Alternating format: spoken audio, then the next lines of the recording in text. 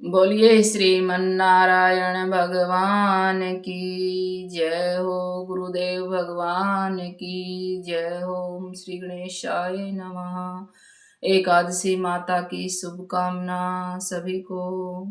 राधे राधे। राधे कृष्णा। भाई एकादशी की शुभकामना। आज है सफला एकादशी। पौ मास के कृष्ण पक्ष की सफला एकादशी की कथा लेकर आई हूँ। सारे जने कथा सुनियो भाई पूरी श्रद्धा और प्रेम से। जितना पुण्य कथा करने का है और व्रत रखने का इतने सुनने का भी है। भाई सारे बहन भाइयों ने राम राम। और कथा शुरू होती है अब। बोलिए श्रीमन्नारायण भगवान की जय। ग्यास माता की जय हो। युधिष्ठिर बोले, हे कृष्ण पक्ष में कौन सी एकादशी होती है, उनका क्या नाम है, क्या विधि है और किस देवता का पूजन होता है। युधिष्ठिर बोले श्री कृष्ण भगवान से कि हे जनार्दन, ये मुझसे विस्तार से कहिए। श्री कृष्ण बोले कि हे राजेंद्र, आपके स्नेह के कारण मैं कहता हूँ। पौ मास के कृष्ण पक्ष में जो द्वादशी युक्त एकादशी होती है, उसकी विधि लोकहित के लिए मैं तुम्हें कहूंगा। इस एकादशी का नाम सफला एकादशी है। इससे नारायण अधिदेव विधि पूर्वक उनका पूजन करें। प्रोक्त विधि से ही एकादशी का व्रत करना चाहिए। हे राजन, जो सदा एकादशी का व्रत करते हैं वे सर्वथा मेरे प्रिय हैं। अब सफला एकादशी पूजन की विधि सुनो।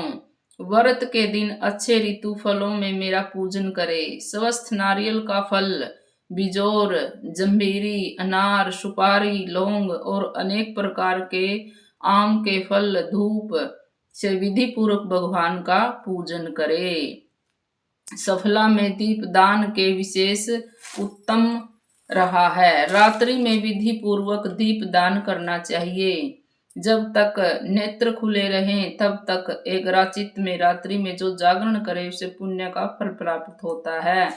हे नराधिप, इसके समान न हो तो यज्ञ है, न तीर्थ है और न संसार में कोई व्रत है।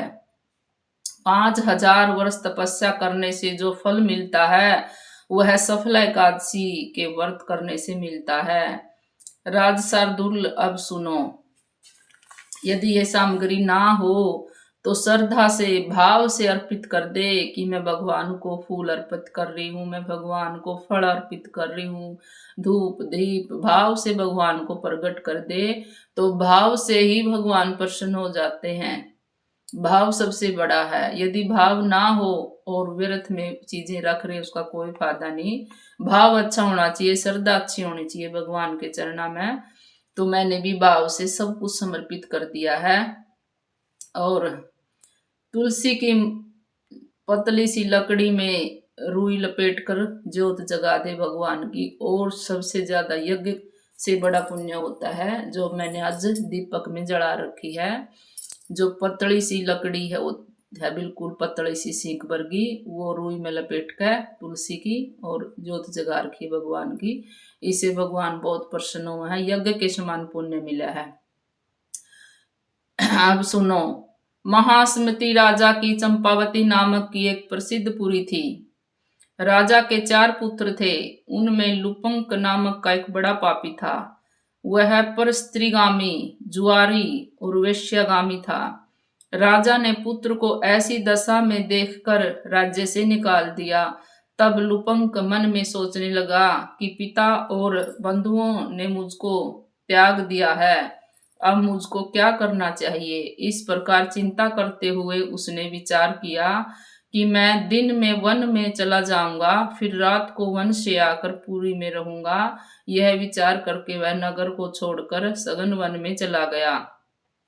नित्य जीव हिंसा और चोरी करता था। इस प्रकार उस पापी ने सारे नगर में चोरी की। पहरेदारों ने उसको पकड़ लिया परंतु राजा के भय से छोड़ दिया। वन भगवान को अत्यंत प्रिय था। वहां अति प्राचीन पीपल का पेड़ था। उस वन में उस वृक्ष की देवता की तरह मानते थे। उसी स्थान पर वह पापी लुपंक रहा था। निधिन्त और दुष्कर्म करते हुए उसको पोष कृष्ण शुक्ला एकादशी का दिन आया। हे राजन, दशमी की रात्रि को वस्त्रहीन होने के कारण शीत से पीड़ित होकर बेहोश हो गया। शीत के कारण पीपल के नीचे उसको नींद आ गई, नींद नहीं आई और वह मृतक के समान हो गया। दांतों को कटकटाते हुए रात बीत गई। सूर्योदय होने पर भी उसको होश नहीं आया। सफला एकादशी के दिन लुपंक बेहोश पड़ा रहा। जब मध्यम यान हुआ तो उसको होश आया। चैत्य होने पर थोड़ी देर बाद उसने आसन से उठ पग पग गिरता पड़ता लंगड़े की तरह चलने लगा। वह भूख प्यास से पीड़ित होकर वन में गया। उस दुष्ट लुपंक को जीव हिंसा की शक्ति नहीं रही। जो फल भूमि पर पड़े हुए थे उनको उठा लाया और आया। सूर्य अस्त हो गया। हे तात, अब क्या होगा, ऐसा कहकर दुखी होकर विलाप करने लगा। वह सब फल पेड़ के नीचे रख दिए। रात में उसको नींद नहीं आई, उसे उसका जागरण हो गया। मधुसूदन भगवान ने उन फलों का पूजन और सफला एकादशी का व्रत स्वीकार कर लिया। इस प्रकार लुपंक के अकस्मात व्रत कर लिया। इस व्रत के प्रभाव से उसको निष्कंठ राज्य मिल गया। सूर्य के उदय होने पर एक दिव्य घोड़ा आया।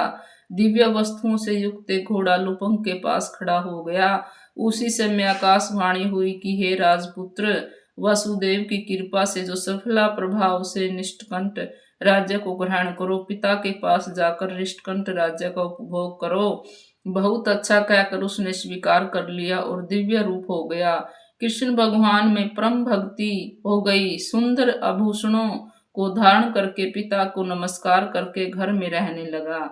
उस वैष्णव पुत्र को पिता ने निष्कंठ का राज्य दे दिया। उसने बहुत वर्षों तक राज्य किया।